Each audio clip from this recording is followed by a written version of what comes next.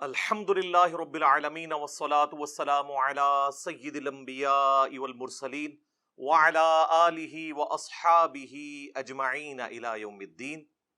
الحمدللہ آج 14 اگست 2022 کو بمطابق 15 محرم الحرام 1444 ہجری سنڈے کے دن ہمارا یہ پبلک سیشن نمبر 55 انشاءاللہ منعقد ہونے جا رہا ہے۔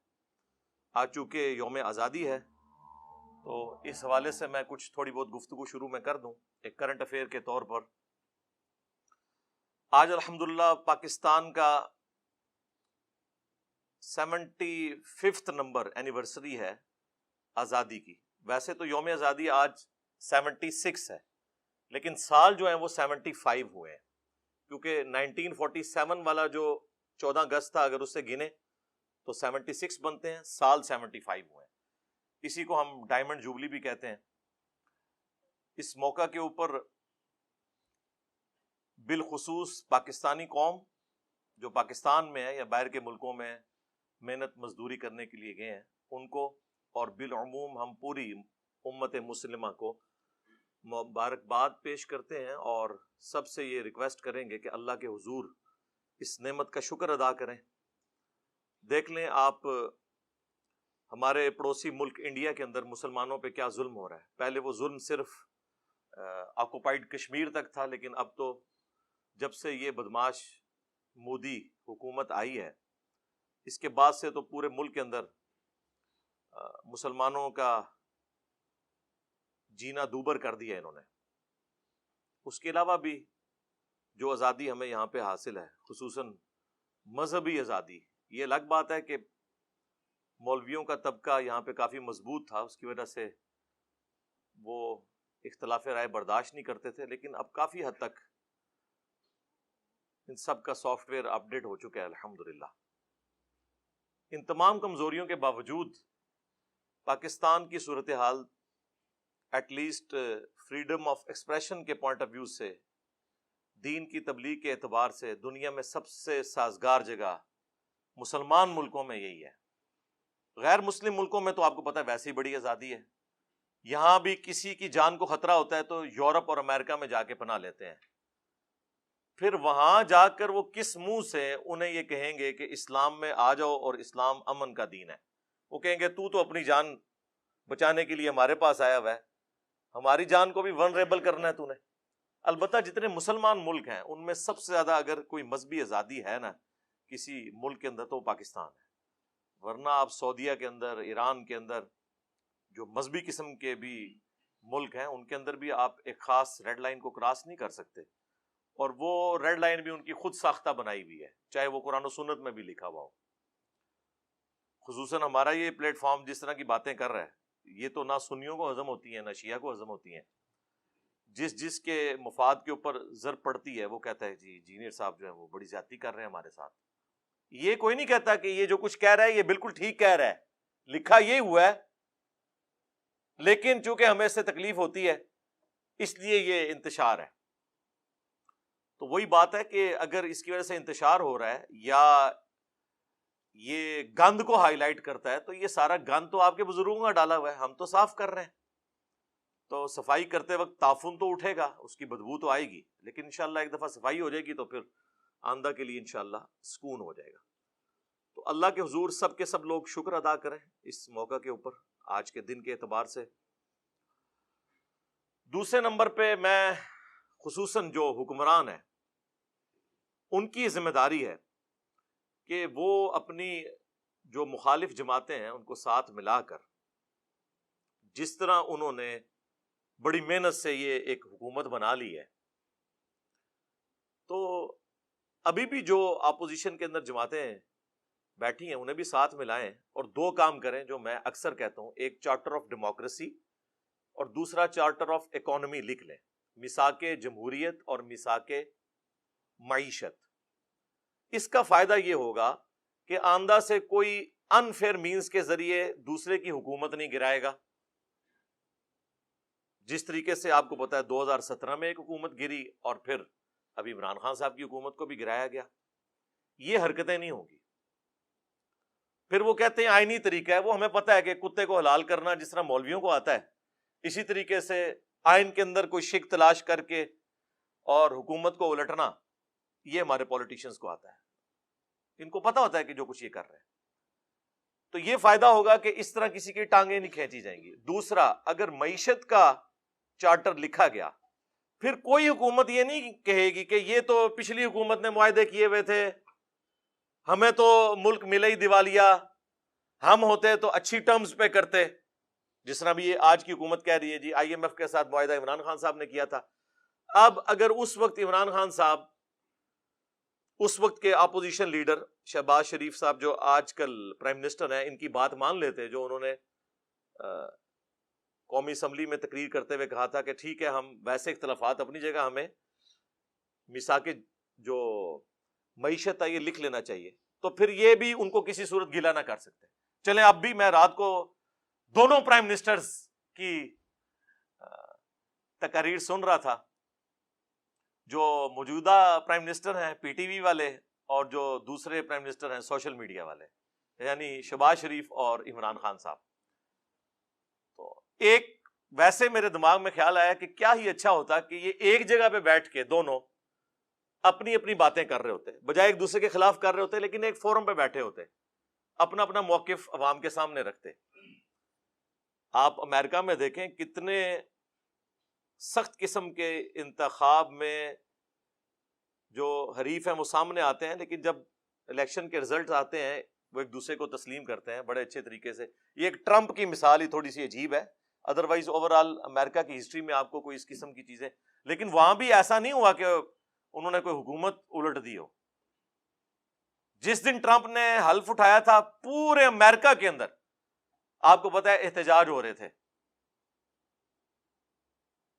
لیکن یہ نہیں ہوا کہ اس کی حکومت ختم ہو گئی ہے, جمہوریت کو کوئی خطرہ نہیں ہوا.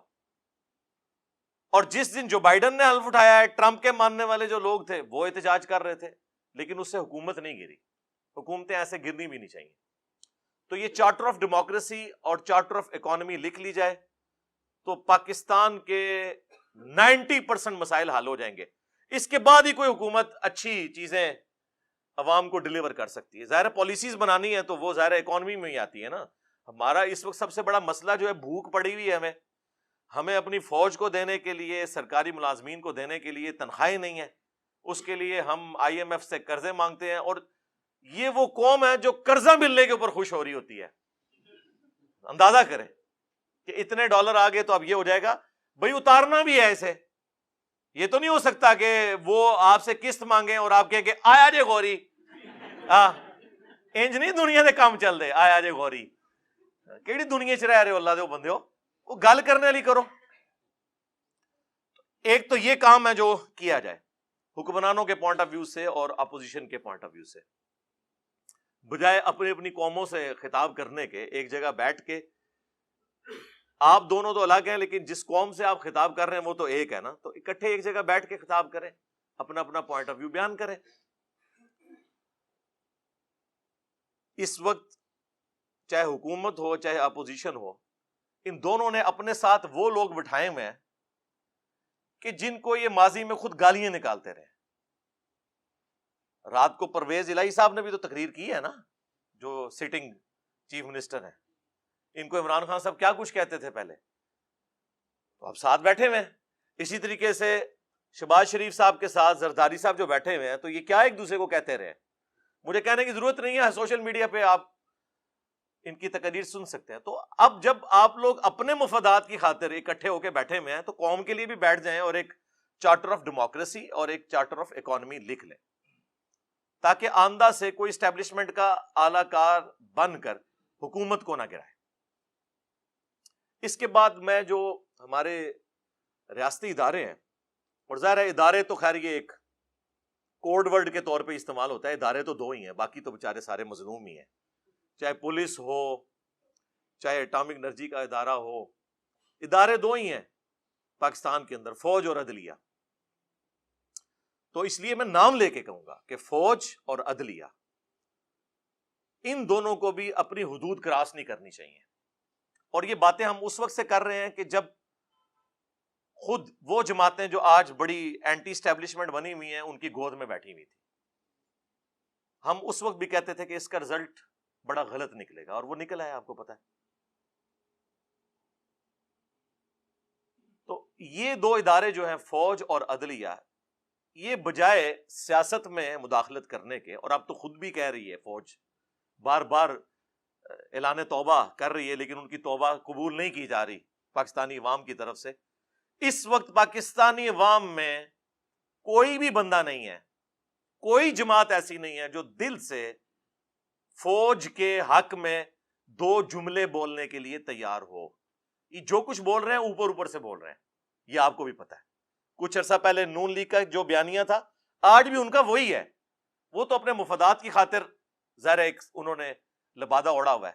اسی طریقے سے عمران خان صاحب نے بھی جو پچھلی حکومت میں لبادہ اوڑا ہوا تھا نا، وہ مفادات کی خاطر اوڑا ہوا تھا. ورنہ آج جو عمران خان صاحب باتیں کر رہے ہیں نا، عمران خان صاحب کا شروع سے یہی بیانیہ ہے. 2001-2 کی آپ ذرا تقریریں سنیں، جو مشرف صاحب کو لتاڑا کرتے تھے، جو کچھ انہوں نے اپنی کتاب میں لکھا، یہ تو لے آئے تھے کہ ساڈا بندہ ہے، لیکن انہوں نے دسیا تہاڈا بندہ نہیں، میں اللہ دا بندہ ہوں. ٹھیک ہے، تو اس کا نقصان ہی ہوا ہے نا. اور پھر دیکھیں کہ جب آپ سیاست میں مداخلت کرتے ہیں، چاہے فوج یا عدلیہ، آپ اپنے کام کوئی نہیں کر رہے ہوتے. پاکستان کا ایک ہی مسئلہ ہے کہ ہر کوئی دوسرے کا کام کر رہا ہے. ایک مسئلہ ہے.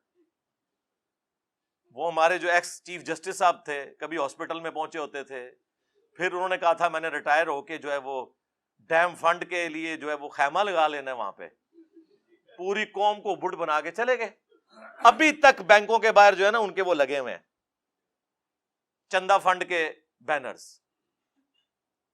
لیکن ان سے کوئی پوچھ لے کہ سر یہ بتائیں کہ اس وقت پینڈنگ کیسز کتنے ہیں، تو وہ آپ کے اوپر توہین عدالت لگا دیں گے. آپ کون ہوتے ہیں پوچھنے والے؟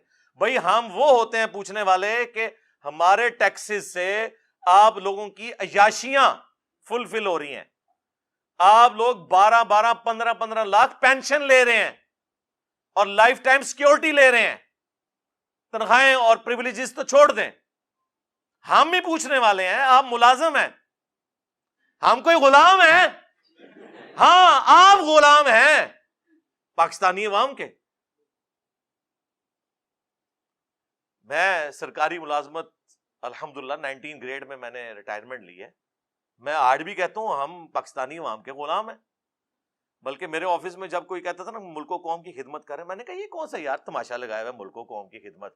جی اٹامک انرجی والے ملک و قوم کی خدمت کر رہے ہیں، مفت کر رہے ہو، تنخواہیں لے رہے ہو، گاڑیاں لی ہوئی ہیں،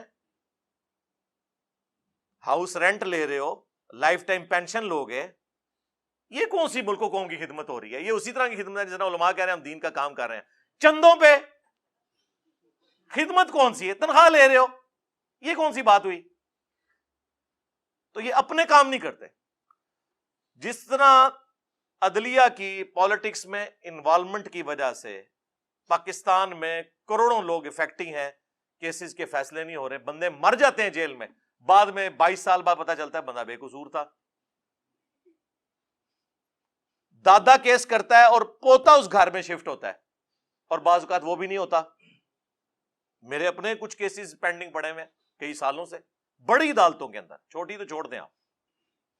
دوسری طرف فوج بھی جب پالیٹکس میں مداخلت کرے گی، میں اکثر سوچتا ہوں کہ پاکستان کی جو پولیٹیکل سچویشن ہے، خصوصاً کچھ عرصے سے جو عمران خان صاحب کو نکالے جانے کے بعد بنی ہوئی ہے، میں سوچ رہا تھا کہ ہماری جو فوج کی قیادت ہے، جو بڑے ہیں، وہ شام کے وقت جب بیٹھتے ہوں گے تو وہ اپنے کاموں کو سوچ رہے ہوں گے یا یہ پالیٹکس کو ڈسکس کر رہے ہوں گے؟ آپ کا کیا خیال ہے ویسے بتائیں مجھے.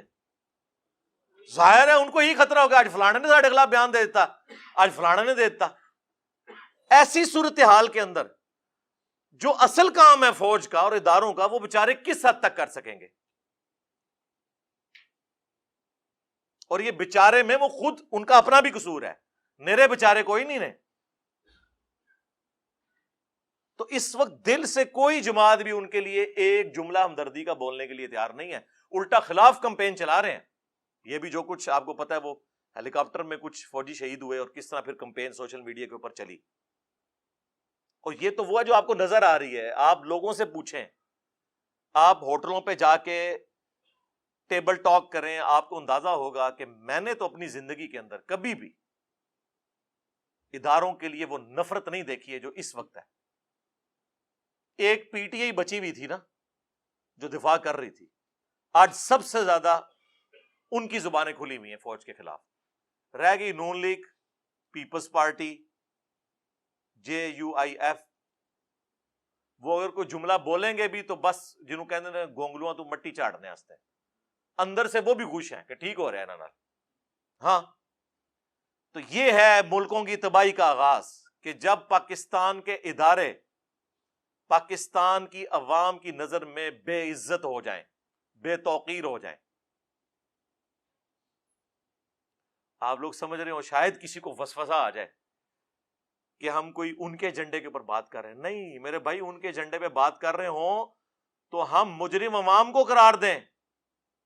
ہم تو کہہ رہے ہیں یہ آپ کی ہوئی آگے آئی ہیں, عوام مجرم نہیں ہے.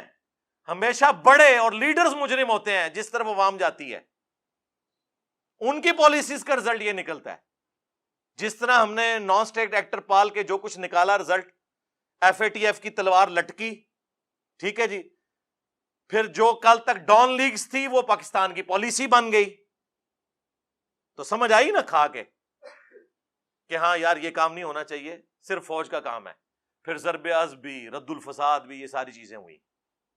اور اب جو ہے وہ DGISPR کی آدھی پریس کانفرنس یہ ہوتی ہے کہ ہمارا سیاست سے کوئی تعلق نہیں, ہمارا سیاست سے کوئی تعلق نہیں. سرکار یہ روزانہ 100 دفعہ آپ تسبیح کھینچے نا, 100 دفعہ, ہاں, اور 100 سال تک کھینچتے رہے, پھر بھی اس قوم کو یقین نہیں آنا جب تک پریکٹیکلی آپ اس کو امپلیمنٹ کر کے نہیں بتائیں گے. یہ ذہن میں رکھیے گا, اس طرح نہیں, جب تک آپ کچھ کر کے نہیں دکھائیں گے. اور پھر آج تو سوشل میڈیا اتنا پاورفل ہے کہ کسی کی کوئی بات چھپی بھی نہیں رہ سکتی. آپ ذرا سی ہینکی پھینکی کریں گے, کوئی نہ کوئی کلپ گھومتا گھماتا آ جائے گا, اور پھر کوئی بڑا صحافی اٹھا کے اسے ٹویٹر پہ یا اپنے فیس بک پہ لگا دے گا, اور پھر وہ جناب اس طرح پھیل جائے گا. پھر آپ بے شک گرفتار کرتے رہیں. مجھے بتائیں گرفتاریوں سے کیا وہ جو باتیں لوگوں کے ذہنوں میں چلی گئی ہیں وہ نکل گئی ہیں؟ نہیں. تو یہ کون سا طریقہ ہے؟ اس کی بجائے نیریٹو بنائیں. فوجیں صرف ملک کی سرحدوں کی حفاظت کر سکتی ہیں. جس کو فوج کہہ رہی ہوتی ہے نظریاتی سرحدوں کی حفاظت, وہ فوج نہیں کر سکتی, وہ پولیٹیشنز نے کرنی ہوتی ہے, وہ مذہبی پیشواؤں نے کرنی ہوتی ہے جو اس ملک کے اندر موجود ہوتے ہیں, وہ کاؤنٹر نیریٹو دیتے ہیں. اور ان کا حال آپ دیکھ لیں کہ پہلے تو وہ ایک پیج کی بات کرتے تھے, وہ تو پیج ایسا پھٹا ہے کہ اب یہ پیج بالکل ہی الگ ہو گیا اور سنبھالا ہی نہیں جا رہا. اس اعتبار سے میں سمجھتا ہوں پاکستان اس وقت ڈسائسو مومنٹ سے میں ہے. یہاں ہم نے ڈیسائیڈ کرنا ہے کہ ہر ایک نے اپنا کام کرنا ہے. عدلیہ کو بھی جو شوق ہے نا کہ 9 بجے کے خبر نامے میں پہلا آدھا گھنٹہ عدلیہ ڈسکس ہو رہی ہو کہ فلاں کو بیل مل گئی, فلاں کی تاریخ لگ گئی. اور تاریخیں کن کی لگ رہی ہیں؟ جو بڑے ہیں, چھوٹوں کا ذکر ہی کوئی نہیں ہے, جو بےچارے انصاف کے لیے سالہ سال سے ذلیل ہو رہے ہیں عدالتوں کے اندر. اور عدالتیں ہماری جو ہے پریس کانفرنس کی جگہ بنی ہوئی ہیں. پولیٹیشنز جو ہیں وہ باہر بیٹھ کے پریس کانفرنس کر رہے ہوتے ہیں, اور ججز جو ہیں وہ کورٹ روم کے اندر پریس کانفرنس کر رہے ہوتے ہیں. آج اگر کسی پولیٹیکل لیڈر نے کوئی بیان دے دیا ہے, اگلے دن کوئی ہائی کورٹ کا جج, کوئی سپریم کورٹ کا جج بیٹھ کے اسے ریبٹل کر رہا ہوتا ہے. وہ یار تم لوگوں کا یہ کام ہے؟ جج کا مطلب ہے جج کرنا, کہ وہ سنے گا. جج گونگا ہوتا ہے جی, یہ گوروں سے پوچھیں. جج گونگا ہوتا ہے, صرف وہ اس وقت بولتا ہے جب اس کو کوئی بات سمجھ نہیں آ رہی نا, تو وکیل سے کہتا ہے آپ اس کو ذرا کلیئر کر دیں, باقی آپ اپنا جو جتنا ڈیفنس ہے نا وہ ریٹن میں مجھے جمع کروائیں. وہ اس کو پڑھتا ہے, اس کے بعد ایک رزلٹ سنا دیتا ہے. امریکہ میں جج مرتے دم تک جج ہوتا ہے, ریٹائر نہیں ہوتا. سب سے قیمتی انسان دنیا میں اللہ کی کرسی پہ جج بیٹھا ہوا ہے. اللہ نے اپنے لیے کہا ہے نا اولو العلم قائما بالقسط, اہل علم کا کہا کہ جو اللہ انصاف کے اوپر قائم ہے اس کے ایک ہونے کی گواہی اہل علم دیتے ہیں. اللہ نے ترازو نازل کیا. انبیاء کا بھی جب ذکر آیا تو کہا کہ کتابیں نازل کی اور ترازو قائم کیا. اور ہمارے ترازو کی آپ حالت دیکھ لیں کیا ہوئی ہے. پہلے ہی امام کو پتا ہوتا ہے جناب اے جج بیٹھے نے اے رزلٹ آئے گا. ہاں تو ٹھیک ہے یار, پھر عوام کو بٹھائیں اپنی سیٹوں کے اوپر, پھر بیان دیتے ہیں ہم جو ضمیر کے مطابق فیصلہ کریں گے. واہ, یہ کون سا دنیا کا قانون ہے کہ ضمیر کے مطابق فیصلہ کریں گے؟ قرآن تو کہتا ہے آپ کو اپنے خلاف گواہی دینی پڑے, اپنے رشتہ داروں کے خلاف گواہی دینی پڑے, آپ نے انصاف کے اوپر فیصلہ کرنا ہے, ضمیر کے مطابق نہیں, قانون کے مطابق فیصلہ کرنا ہے. عوامی امنگوں کا مکمل خیال رکھا جائے گا, یعنی جتنے لوگ ہماری تصویریں لگا کے اس پہ جو زیادہ جوتیاں مارے گا نا اس کے حق میں فیصلہ کریں گے, کیونکہ ان سے ہمیں زیادہ ڈر لگتا ہے ٹرولنگ سے. یہ ہوتی ہیں عوامی امنگیں. میں چونکہ ایک ایسی پوسٹ کے اوپر بیٹھا ہوں کہ میرے لیے یہ سب کے سب لوگ اسٹوڈنٹ کی حیثیت سے ہیں, اس لیے میں ان سے اس لہجے میں گفتگو کر سکتا ہوں, اور پریکٹیکلی اسٹوڈنٹ ہیں بھی ہیں الحمدللہ. تو کوئی تو ہونا چاہیے نا جو بڑوں کے بھی کان کھینچے کہ یار آپ لوگ کیا کر رہے ہیں, کیونکہ صحافیوں کے اوپر تو پھر یہ مقدمات بنا دیتے ہیں, کبھی توہین عدالت, کبھی غدار وطن, کبھی کچھ. تو کم از کم جو نیوٹرل پلیٹ فارم سے ہیں, یہ نیوٹرل وہ والا نہیں, عمران خان صاحب والا نہیں, ان بائسڈ, ایسے اس لفظ کو بدنام کر دیا, ان بائسڈ کہنا چاہیے, غیر جانبدار. تو وہ لوگ کم از کم ان کو ہوش دلائیں کہ یار ہوش کے ناخن لیں. اور آخر میں جو پاکستان میں صاحب ثروت لوگ ہیں, امیر لوگ, ان سے میں ریکویسٹ کروں گا, اس وقت قوم کو اس بدحالی سے نکالنے میں آپ سب سے اہم کردار ادا کر سکتے ہیں. ہمارے جتنے بڑے بڑے پولیٹیشنز ہیں, پراپرٹی ڈیلرز ہیں, اور اس طریقے سے کاروباری لوگ ہیں جو اربوں ڈالرز کے مالک ہیں, کیا وہ ملک کو کنٹریبیوٹ نہیں کر سکتے؟ پھر اس کے اگینسٹ ایک آرگومنٹ آتا ہے کہ اگر وہ کہتے ہیں ہم نے ملک و قوم کے بیت المال میں کوئی پیسہ جمع کروایا تو پھر کوئی اور کھا جائے گا. ہم کب کہہ رہے ہیں کہ آپ پریزنٹ گورنمنٹ یا کسی بھی گورنمنٹ کے حوالے پیسہ کریں, آپ ملک کے اندر کاروبار جنریٹ کریں. دیکھیں, ایک شخص سے مجھے انتہائی شدید نوعیت کے اختلافات ہیں, ملک ریاض صاحب, بیریر ٹاؤن کے جو آنر ہیں, لیکن ایک بات ماننی پڑے گی, اس بندے کی وجہ سے پاکستان کے ملینز آف پیپل کے گھروں کے چولہے جل رہے ہیں. اس نے اسی ملک سے اکانومی کو چلا کے اتنا پیسہ جنریٹ کیا ہے. فاسٹ فوڈ میں آپ KFC, میک ڈونلڈ, یہ آ کے یہاں پہ کمائی کر رہے ہیں نا. لوکل فاسٹ فوڈ تو آپ کا اس طرح کوئی کھڑا ہی نہیں ہو سکا. پراپرٹی کی فیلڈ میں بھی باہر کے لوگوں نے آگے کمائیاں کرنی تھی. اگر یہ بندہ نہ ہوتا, پھر اس کو دیکھا دیکھی ڈیفنس والوں نے اپنا DHAs لانچ کیے, آج ملک کی اکانومی انہی کی وجہ سے چل رہی ہے. انہوں نے بھی تو اسی ملک سے آپ کو سب کچھ جنریٹ کر کے بتایا, اور اس سے بڑھ کر باہر جو اوورسیز پاکستانی تھے انہیں اس بات پہ مجبور کیا کہ وہ اگر پاکستان نہیں بھی آتے تب بھی کم از کم پاکستان میں ایسی ہاؤسنگ سوسائٹیز موجود ہیں جہاں وہ اپنے مکان بنا سکتے ہیں, کبھی چھٹیاں گزارنے کے لیے آ سکتے ہیں. باقی مجھے بتائیں, یہ پاکستان میں جو عام شہروں کی حالت ہے رہنے والی, کراچی لے لیں, لاہور لے لیں, فیصل آباد لے لیں, صرف ایک اسلام آباد کچھ کہہ سکتے ہیں کہ بہتر ہے, وہ بھی بارش کے دنوں میں اس کا بھی پول کھل جاتا ہے. وہ تو نیچرل سلوپ پہ نہ ہو تو وہاں پہ بھی بری حالت ہوئی ہو, لیکن اس کے باوجود وہاں پہ بھی نالے جب ابلتے ہیں نا تو وہ پلوں کے اوپر سے جا رہے ہوتے ہیں. ظاہر نالے چھوٹے ہیں اور پیچھے سے پورا مارگلا ہلز کا پانی آتا ہے. میں تو F10 میں خود بھگتتا رہا ہوں نا, مجھے تو پتا ہے اس چیز کا. لیکن یہ دیکھیں اسی ملک سے سب کچھ کیا ہے نا. تو یہ جو صاحب ثروت لوگ ہیں ماشاءاللہ انہوں نے کاروبار جنریٹ کیا, اور کاروبار جنریٹ کریں, یہاں لوگوں کو روزگار ملے, پلس وظیفے لگائیں ایسے بچوں کے جو پڑھ سکتے ہیں لیکن ان کے پاس پیسے نہیں ہیں. ان کی تعلیم کا خرچہ اٹھائیں. پاکستان میں ایک ذریعہ ہے پاورٹی سرکل سے غریب قوم کو نکالنے کا، وہ تعلیم ہے. ہم خود لوور مڈل کلاس ہیں، آج وہ لائف انجوائے کر رہے ہیں جو ہمارے باپ داداؤں نے سوچی بھی نہیں ہوئی تھی. اور فیکٹر صرف ایک یہ ہے کہ پڑھ لکھ گئے، اس کی وجہ سے ہم نے اپنے خاندان کا جو لیونگ سٹینڈرڈ ہے وہ اپ کر لیا. باقی تو کوئی کاروبار نہیں تھا ہمارا. ہمارے جیسے لاکھوں نوجوان آپ کو پاکستان میں نظر آئیں گے جو پڑھ لکھ کر انہوں نے اپنے خاندان کو پاورٹی سرکل سے باہر نکالا ہے، غربت کے اس دائرے سے. اور تو کوئی ذریعہ نہیں ہے. اب تعلیم بھی اتنی مہنگی ہو چکی ہے کہ ایک غریب آدمی کالج اور یونیورسٹی کی فیس بھی نہیں دے سکتا. میں جب انجینئرنگ یونیورسٹی میں پڑھتا تھا نا 1995 سے لے کے 2000 تک، میری سال کی فیس 3000 روپے تھی، وہ بھی انسٹالمنٹس میں. ایک 1800 کی انسٹالمنٹ 6 مہینے کی اور ایک 1200 کی. پرائیویٹ یونیورسٹی اس وقت بھی لاکھوں میں تھی، اور یہ 3000 میں پورے سال کا ہاسٹل کا خرچہ، صرف کھانے کو آپ نکال دیں.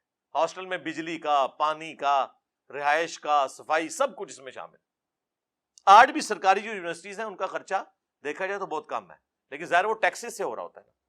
لیکن اگر آپ امیجن کریں کہ اب سرکاری یونیورسٹیز میں کتنے لوگوں کو داخلہ ملے گا، اتنا میرٹ ہائی ہو چکا ہے. تو پرائیویٹ یونیورسٹیز میں تو غریب آدمی تو اپنے بچوں کو پڑھا نہیں سکتا. تو ایٹ لیسٹ یہ صاحب ثروت لوگ جو ہیں وہ ان لوگوں کی تعلیم کا خرچہ اٹھائیں.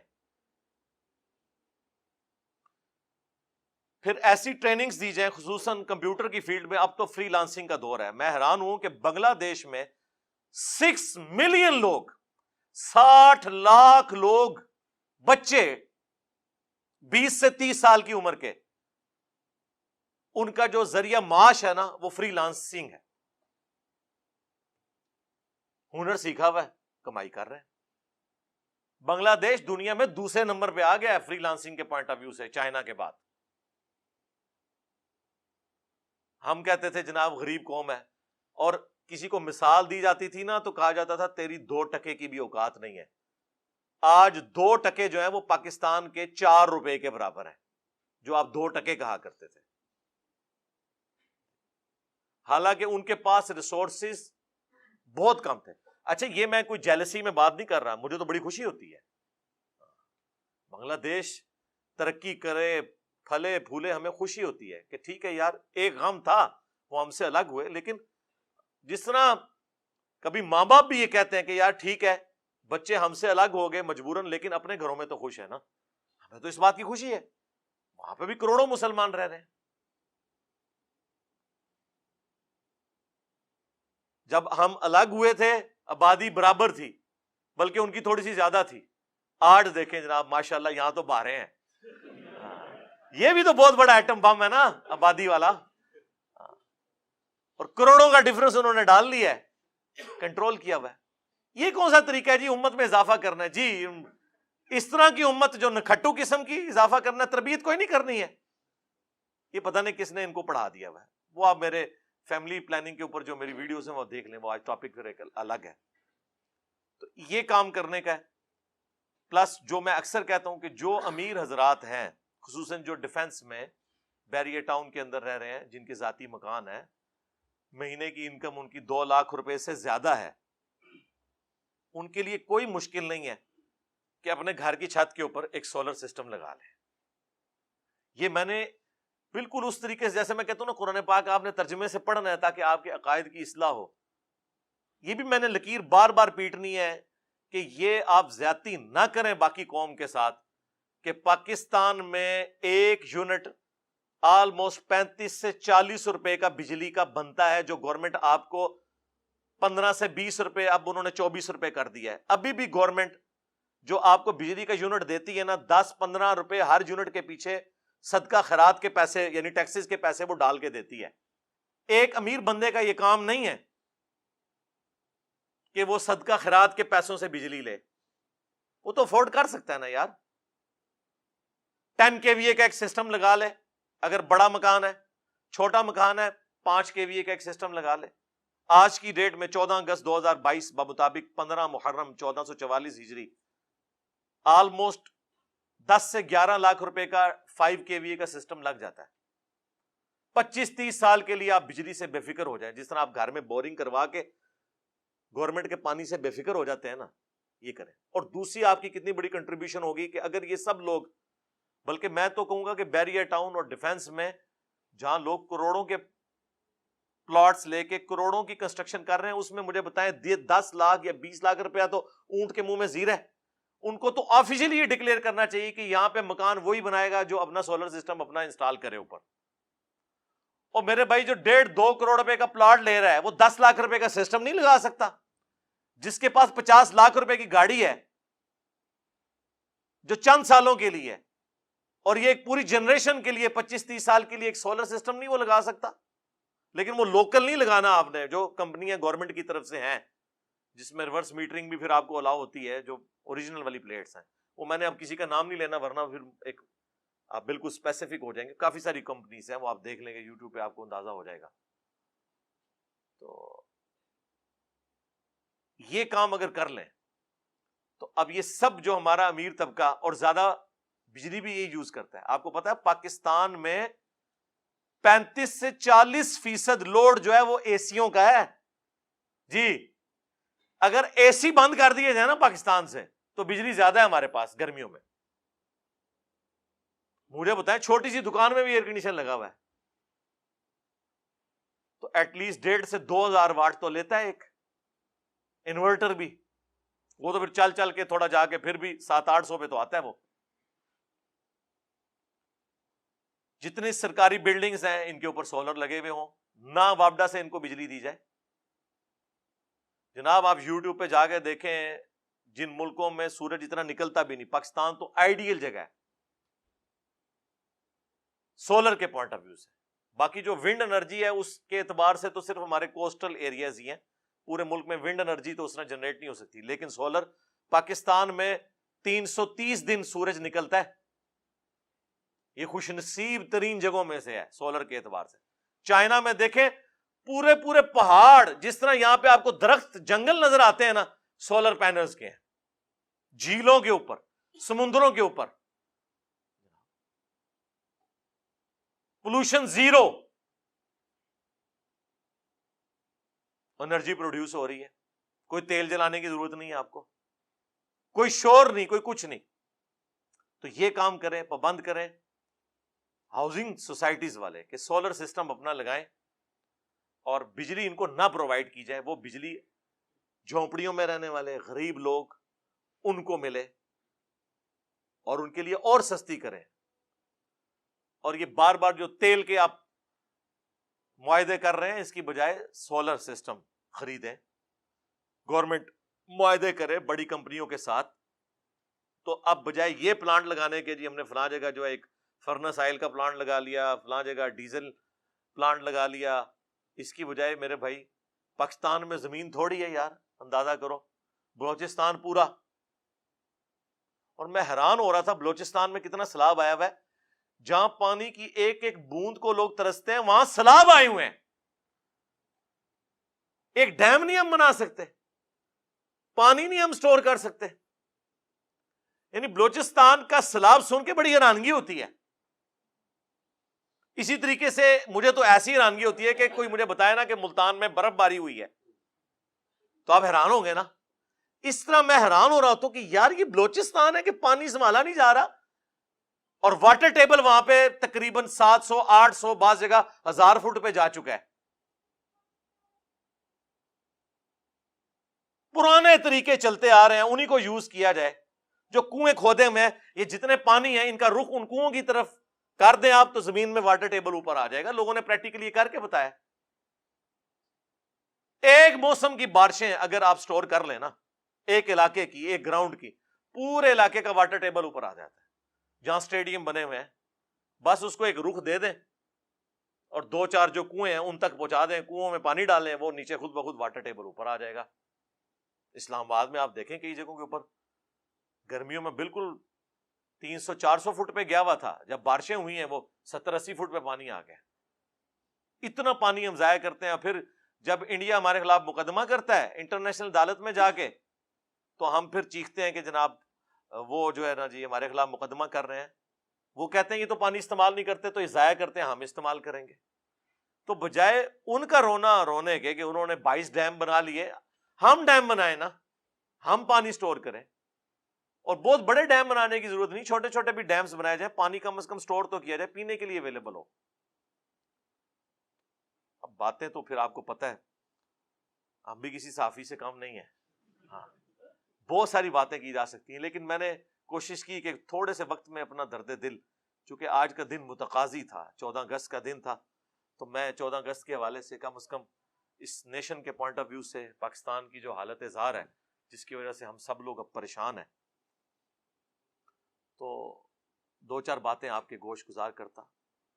سٹارٹ بھی میں نے اللہ تعالیٰ کے شکر سے کیا تھا، اینڈ پہ بھی اللہ کا شکر ادا کرتے ہیں، اللہ ہی کی طرف رجوع لاتے ہیں، اللہ سے دعا بھی کریں کہ اللہ تعالیٰ پوری امت مسلمہ بالعموم اور بالخصوص ملک پاکستان اس میں رہنے والے لوگوں کی دین دنیا اور آخرت کی بہتری فرمائے. صلو علی محمد و آل محمد، اللہم صلی علی محمد وعلی آل محمد و اصحاب محمد و ازواج محمد اجمعین الی یوم الدین، آمین.